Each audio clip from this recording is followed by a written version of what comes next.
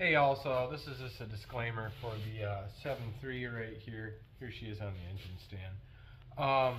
This video is going to be a helpful pull, how to pull it from a bullnose and throw it into a bricknose, or vice versa. This isn't like a full how to, even though I kind of try to make it out to be, but if I miss a couple steps, that's my bad. I'm more just trying to show the process to get the ball rolling here. And I do a little bit of side stuff on the side too, because I'm not just strictly swapping it over. There's little side quests I got going on.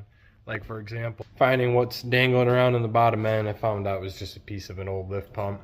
But that's why it might seem like this video kind of drags on out. It's like an informal video with a little bit of commentary. So I hope you enjoy. Thank you. That was chaotic. Anyways, so the first thing you're going to take off when getting the transmission ready to pull is this kickdown linkage here. And I'm going to opt for the one that's actually down on the transmission just because that's easier to get to. Just a little C-clip, get a flathead in there and tap away at it. Here I'm just taking off all the vacuum lines and transmission hydraulic fluid lines. Just taking them off so that they don't get in the way and they don't get crushed when I roll this transmission around on the floor. I'm now removing the service cover from the transmission. Otherwise, if I try and pull this off, the transmission's going to catch on the torque converter. Now I just need to remove all the bell housing bolts. Surprised there was only 6. My Honda has way more, but tougher American steel, I guess. Anyways, those 2 short guys, they're on top, and the 4 long boys are the ones on the side. You can see I got it cracked loose there. Now I just got to pull it on off and not hurt my back. Not as light as a top loader, but still not bad. And here's the donut. Now I'm just taking off the nuts that hold the torque converter to the flex plate. I found it to be easier to remove the exhaust Y pipe at the end to get to these bolts. Those are just 5/8. I just applied my 12mm socket into this hole here on the flywheel, and I'm trying to spin this nut off, but it's stuck. So someone used red Loctite and it is really stuck on there, so I'm gonna have to get an extraction socket in order to get that off.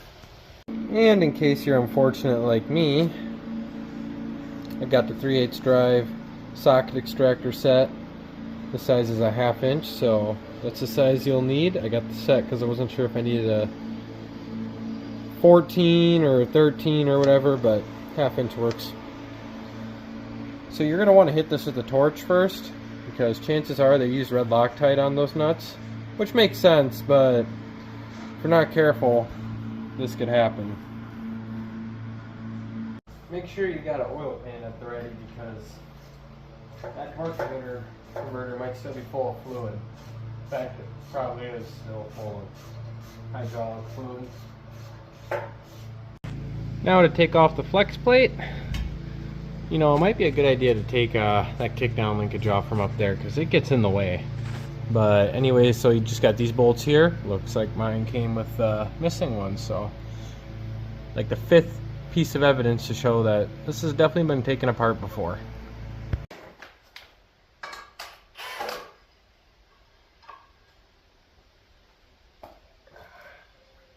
And that's a flex plate. Time to pull the oil pan off. And there is a nasty gouge in there. I want to say that's from me, but that looks like that's been there a while. So, I don't know. Oh, and these bolts are 11 mils. Got the bottom end uncovered, and I thought I heard something metallic rolling around in there, but I'm not sure what it is yet. And this engine, if I remember correctly, had 160,000 miles on it, but I still see cross hatching, which is a real good sign. And I'll be honest, I used to be pretty hard on this engine. Alright, for exact mileage, hard to see because of the speedo needle there, but that's 76855. Rolled over once probably. Maybe not. Either way, it's like a pretty healthy motor. I'm actually kind of surprised with this engine. I was pretty convinced I heard a knock from the bottom end, but that's just probably it being a diesel, and me being so new to diesels, I'm just dumb. But I shook those rods, didn't feel any play whatsoever. looked in the oil pan, and it's actually pretty clean for being an older oil pan. There's not a lot of junk, if any at all. Nothing really shiny down there on the oil drain plug. And I remember when I dropped the oil on this, I held a magnet up to it and there was no shards whatsoever, so I think I got lucky. Never mind. Maybe I wasn't so lucky. This is what was on top of that piston in the front there. Trying to figure out what this is. Well, after consulting the Facebook gods, this is basically just a old part of a linkage of an old lift pump. And this is actually the new lift pump, and probably the reason why. This is probably the reason that is in there. New, now old. So the old linkage looks more like weird. So that's how I know this is an aftermarket one. And when this fell out, the old one must have been bad, so then they just threw this in there, and who knows, I'm probably the first person to take that oil pan off and since the truck was made. Alright, so a lot since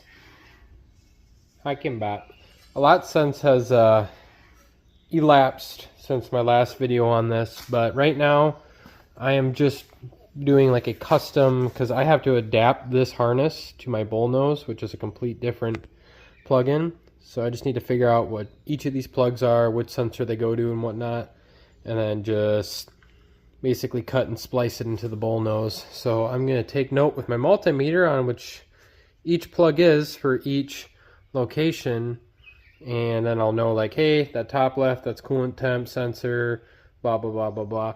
And also for the glow plugs, I am going to just convert this over to a manual push button style. So I need to figure out where that's on here too and whatnot. And I'm just going to be using the same old relay, but just hot wiring this to a button. Turn on the air conditioning because the mosquitoes are just awful. Probably costs like 25 bucks a day to run, but it's better than malaria. Alrighty, getting ready to pull the 351 out of the 82 F350. It's pretty much going to be the same process again. The bulkheads are a little bit different, and if I notice anything different along the way, I'll make sure to record it. But I'm going to get to wrenching on this and get to cleaning up my shop, and hopefully we can get that 7.3 in there within the next week. There's a lot of other parts I got ordered.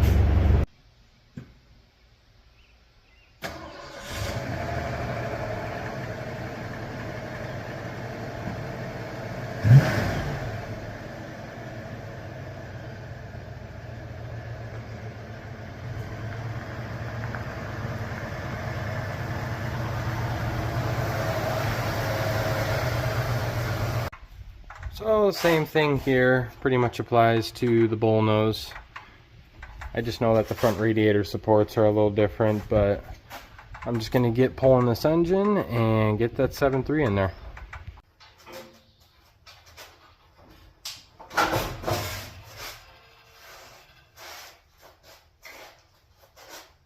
Yeah, leaving the radiator in made things kind of easier.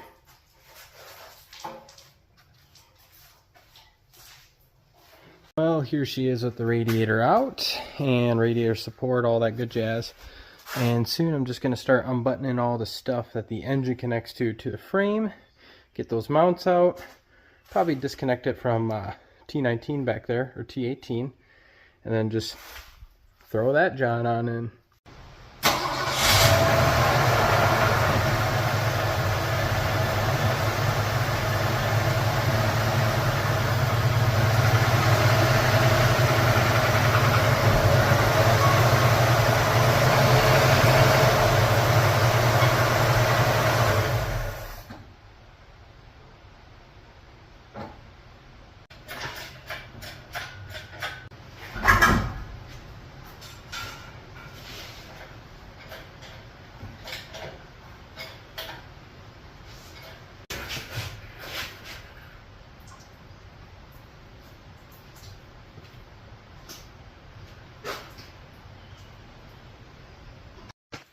So new plan of action.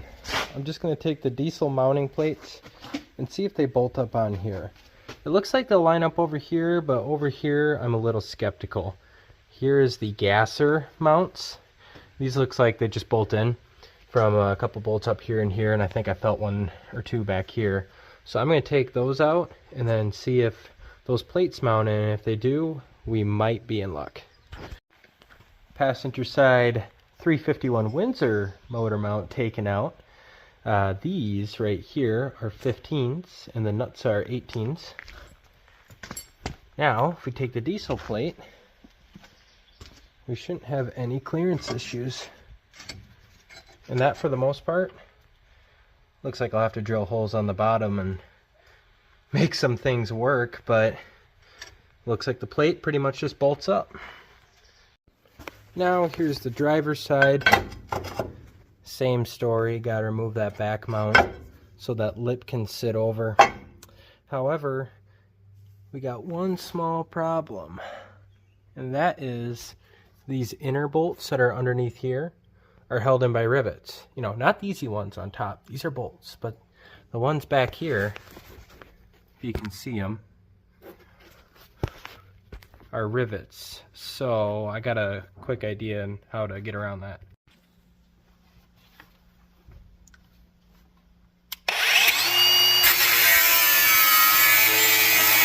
You know, I'm not known for being the sharpest butter knife in the steak drawer, but another thing you could do is probably just cut this part out and then it would clearance up fine. However, the oil cooler or oil pump or transfer pump, I don't know, the thingamabob on the side, the big log, that goes in this area, so I think this is going to need to be clearanced out anyways, but don't take my word for it. You're just watching this to make sure you don't make the same mistakes I did. And so far, the biggest mistake I've made was spending 2 weeks trying to drill the rivets out on that just to give up, because apparently it's way easier just to bolt in the mounts. And if y'all are impatient geniuses like me, be especially careful when cutting on the driver's side here, because that's right next to all these lines, brake lines, and for my case, the fuel line for the gas tank, so be careful. Well, after a whole bunch of grinding, I'd say it fits in there pretty nice now. So not too bad. Just have to remove those rear mounts, and I'm going to test mock this next year to make sure that engine will sit in there properly. My biggest worry is oil pan clearance, but we will see, we will see. So now this back transmission or engine mount identifies as a gusset. So still functional, just a little different. Well, before I actually drop the engine in, I need to make sure it can bolt up. Over here, fine, don't need to worry about it. However, I am just going to spray paint a little bit to know where I need to clearance some holes. So I chose gold because I'm bougie like that. Also, I can't recommend enough, free plug here at Harbor Freight, the Cobalt drill bits, not the brand, but the actual Cobalt material. For that whole pack, it was like 64 bucks, but it just blows the titanium dipped out of the water. Still sharp, even though I've been just beaten on these things with or without oil. So if you're drilling through thick steel like this, highly recommend just getting you a set of these. Or not, maybe you're just patient. I'm not.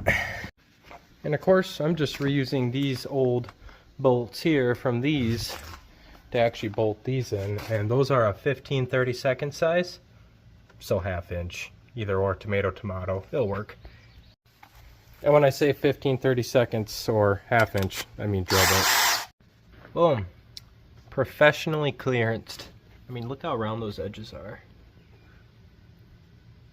A1 fabricating.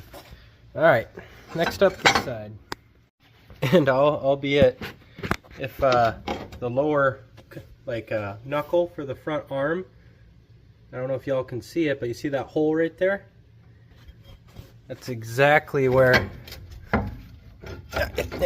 whatever, this guy's supposed to end up. So hopefully I get that lined up right. Or I can be legit and drill on the ground. Oh, fine, yep. There it is, right there. And lo and behold, it lines up. Huh? Voila, both mounts are in. I'm missing a bolt here. I've seen guys, they weld plates over and made this an actual tied into the frame, but I'm not that worried about it. I've heard guys get away without doing this, but do this at your own risk. So I'm just winching it in the shop on a more sturdy ground so I can mock up the engine, and I left the transmission in gear. So watch this when I'm pulling it in.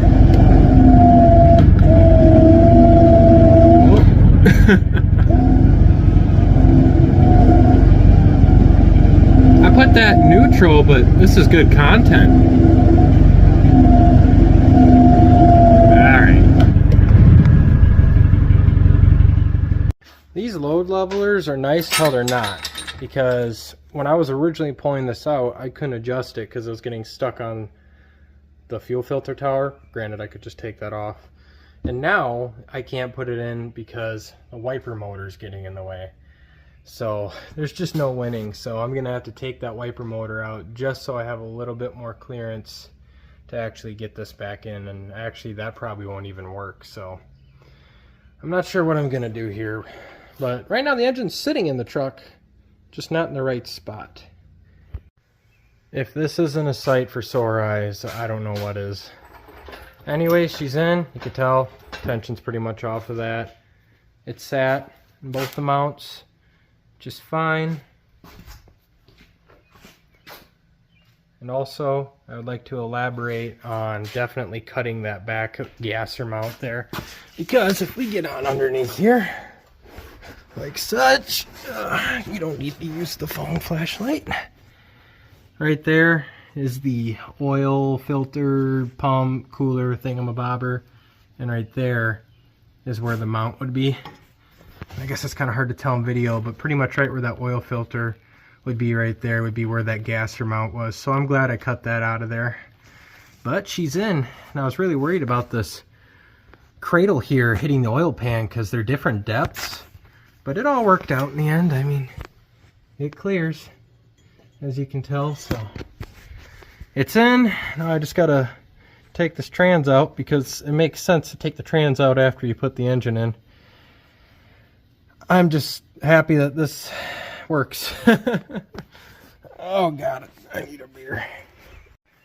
I forgot to add, so my solution to hitting my brand new wiper motor that I just scratched up is just give myself a bunch more distance in chain, because the chain can kind of go around it, but this couldn't. Well, I discovered one small issue here. So these are motor mount bolts, or the nuts, and the washer is like a part of the nut. You see the nut actually spins on there. And I can't get it on there because the old oil filter hole clearance is too tight, where it doesn't let me get it on there. Like the nut's going on kitty wampus, it can't go on flat. So a couple ways to get around this. You could try jacking the engine up a little bit on one side, and I'll probably lift these up and push them in a little bit so you can get that in there and get it started, and then let it down and finish. You could go around and cut this more so you actually have clearance. Or a third option is you could just get a separate washer, two-piece washer and nut. You could slide the washer on there and slide the nut, because there's enough clearance for the nut itself there, as you see. Well, the nut's sitting on there flush, but this washer and nut combo actually make it impossible to get on there. So just some food for thought. Just got my parts from Rock Auto, and didn't they only send me one but two red MR2s, so that's nice. Just gonna, yep. And also an empty box. Yep, a luck flywheel, and then some just flywheel bolts. The clutch is still coming in the mail. This is a good combination for all 7.3s to get the single mass flywheel. I'll open it up here in a second, but one thing to note, if you're keeping the T18 or the T19 like me, you're going to want to get a 6.9 flywheel.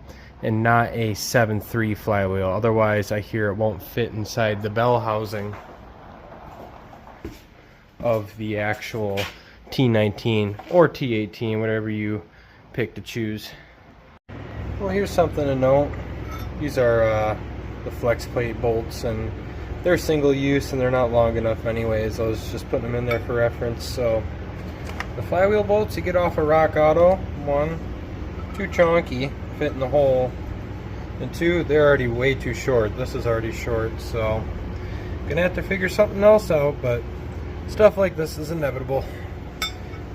When you try maybe get a flywheel, try to see if you can get it with the bolts. I didn't do that because I was trying to save money, and now it looks like I'm paying the price for not just getting a full kit, but it is what it is. So I'm making this video so you guys don't make the mistakes that I do. And I figured while I'm on a winning streak here, I might as well test these flywheel bolts that I read online that don't fit. So that's nice. So I'm gonna have to figure that out as well. So some food for thought. 3/8 by 16 by 3/4 inch bolt. Not the right size. I'm guessing that's like a 1/4 inch or something. So that's like $40 in hardware right there. Wasted. Way she goes. Well, just got back from runnings, and I got some hardware for the motor mounts. Remember how I was saying I need nuts and washers separate? So this is a M12 by 175, and I brought the other motor mount nuts there. So M12 by 175.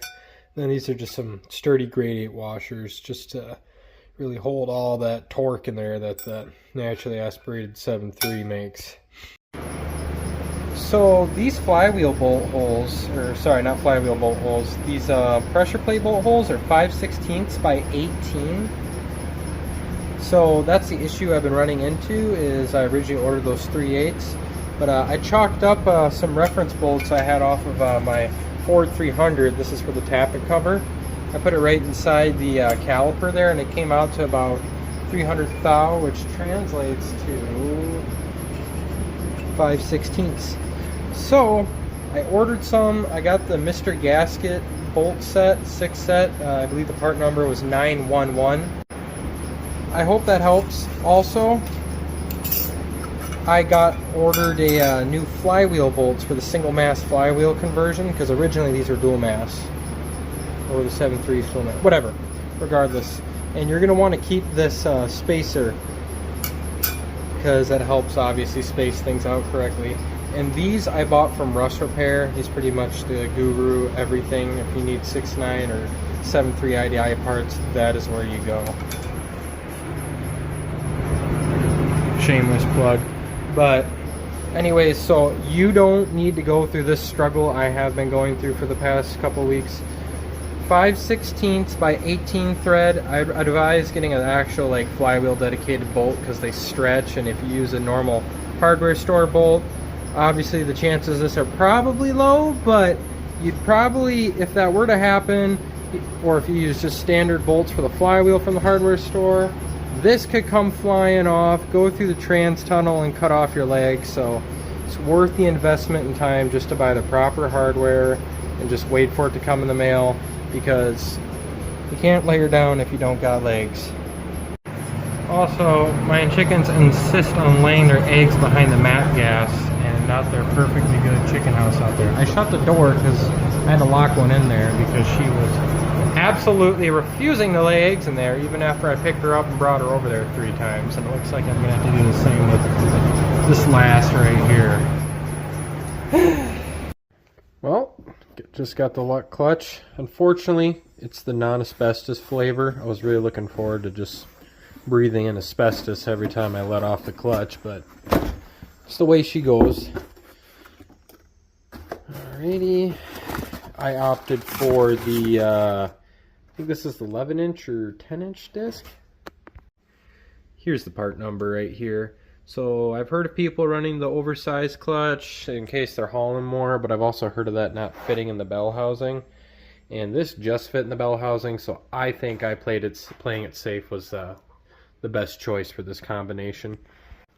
I don't know if I gave you guys the part number for this flywheel, but this is for an 83 6.9 F350 on Rock Auto. Alrighty, yeah, so this is an 11-inch clutch. Well, I just put the clutch on there to measure fitment, and sure enough it fits, and it looks like there's room. I don't know, once the pressure plate's on, maybe it has more of a clearance issue, but I feel like I probably could have got the bigger clutch, but whatever, better safe than sorry. And I know I'm not going to be pushing this thing super hard anyways. Heaviest thing I'll probably haul is a tractor, so nothing crazy. Alrighty, just drove the pilot bearing in with the 7/8 socket. I let it sit in the freezer for a little bit. Honestly, you should probably let it sit for a whole day, but that lets the clearances contract a little bit and make installation easier. Flywheel bolts came in. Of course, I got a sticker. Didn't disappoint. Right here is exactly what I need. Alrighty, I got the flywheel on. You're going to want to torque these to 47 foot-pounds on the star pattern. I just install them as I go. There's a little bit of grease on the inner rollers there. I accidentally smeared some of them off, so I might smear a little bit on the pilot bearing. And you're going to want to make sure you put this washer back on, because I read online, you know, the internet's a trustable resource, like yours truly, that this is imperative, or not, it is important to thread clearances. And these bolts are a 16 mil. You're going to want to make sure to spray off the flywheel with a brake clean to get all that grease and oil that they put on it off, so it doesn't rust in shipping. But be careful not to spray out your pilot bearing grease. Same goes for the pressure plate. Now we're on to installing the flywheel bolts. My little piece of advice is maybe to put a little bit of Loctite on these, like a blue Loctite, because the bolts that came for the flywheel already had like a dry Loctite on it, but putting a little bit of Loctite on these will be nice, so you ensure that this won't back off. And I will get you guys a torque specs on these in just a moment. So this is either a 1/2 inch or a 13 bolt, and online I read that these were 24 foot-pounds. You want to be really careful when torquing these because these have a history of snapping. You're also going to want to do these pressure plate bolts in a star pattern. And by the way, I forgot to mention this earlier when torquing the flywheel.